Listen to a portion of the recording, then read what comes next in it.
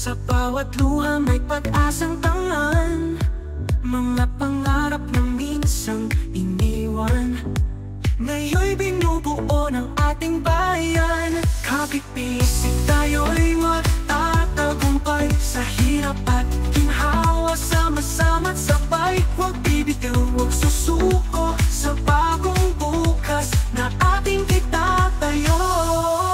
Bagong araw, bagong pag-asa, bagong Pilipinas na magkaisa. Tangan ng tapang, pusong may dangat, tayo'y muling babangon. Hindi natin maiiwasan ng dito sa Navotas kasi it is affected by yung tide. At saka yung internal drainage din nila rito kailangan matignan din kasi halimbawa malakas ang ulan, kailangan ibomba rin ng kahit paano, ng malakas, no? Ang proteksyonan natin dito yung pagpasok ng high tide. Dito lang. Ayan. Ito yung sinasabi ni Presidente. Para hindi maging ganito. I think kagaya ng inutos ng ating Presidente kanina na dapat bilisan namin ang pagpagawa yung mga additional protection works na retaining walls dito sa may banda ng malapit sa Manila Bay, para sa ganon pagka natapos yan hindi na papasok at least yung mga high tide sa loob.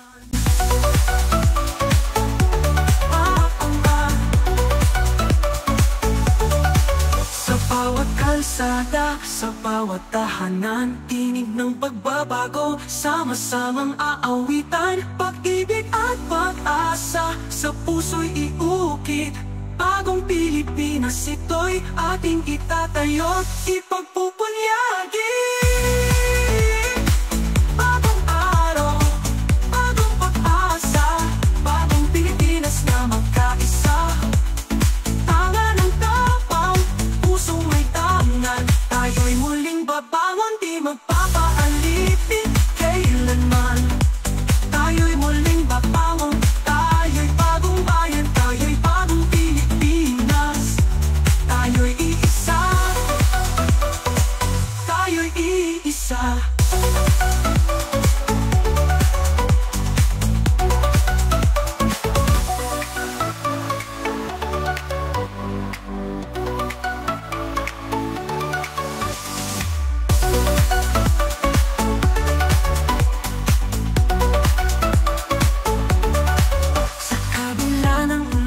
Tayo'y bumangon, sa bawat luha may pag-asang tangan, mga pangarap na minsang iniwan, ngayon'y binubuo ng ating bayan. Kapit-pisik tayo'y magtatagumpay. Kalagayan namin ngayon medyo hirap kasi hindi makapaghanap buhay.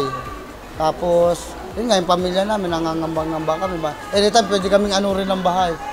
Nangyayari po sa umaga pag tinataas na namin yung gamit. Pagdating ng tanghali na mataas na, lumilikas na po kami rito. Pinababayaan na namin yung bahay namin. Then pagdating ng gabi, umuwi kami para maglimas. Tapos i-secure yung bahay namin, tapos balik na po rito. Apo, bukod po sa nasira yung navigation, nagputukan pa yung mga ibang humaharang na pader. Yun, kaya lalong lumaki yung tubig po rito sa amin. Yun pa po, yung navigation gate po, sana antimano magawa po para kahit hindi kami abutin ng tubig. Malaking bagay po sa amin navigation gate. Sana po maapura po yung pagpagawa.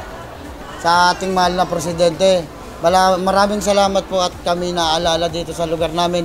Laking bagay na po sa amin na kami mapasyalan dito at lalo na yung mga national ng DSWD tsaka iba pang lokal na tumutulong sa amin.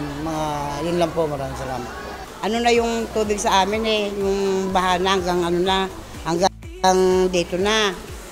Yung pati mga saksakan doon, mga yung ganyan lang kababa, di abot na, di wala nang ilaw. Tsaka isa pa, wala ho kami tutulugan. Dahil isang lang naman yun. Kaya nga, buti nga po meron kaming naanuhan pa rito, umabot pa kami. Kasi sa amin, nung dyan, pangalawa pa lang to. Kasi inabot na talaga yung sa amin doon. Ngayon, sobra na. Talagang wala ka ng tutulugan. Pati mga gamit namin, wala na. Ewan kung pag-uwi namin, kung meron pa kami nagagamit. Wala na, nagtumbahan na sa laki ng tubig eh. Sobra po laki ngayon.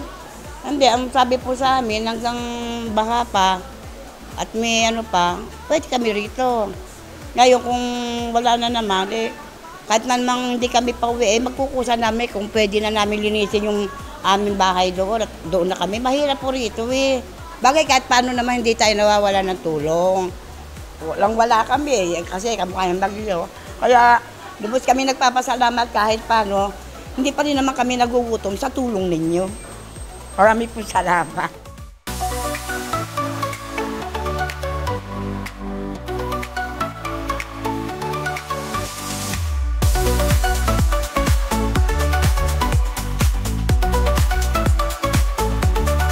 Sa kabila ng unos tayo'y bumangon. Sa bawat luha may pag-asang tangan. Mga pangarap na minsan. Ang katotohanan, hindi naman talaga ito bagong programa. Ngunit ito'y dating programa na pinalawak namin ng gusto. Dahil po, sa aming karanasan, ang nangyayari, bakit masyadong mataas ang mortality rate kung tawagin sa malalaking ospital, sa regional hospital, sa mga provincial hospital, pagka yung pasyente, ba't ang daming namamatay? At nagtatanong kami, ang sagot sa amin, simple lang. Dahil napakalayo ng ating malalaking ospital doon sa kanilang pinanggagalingan.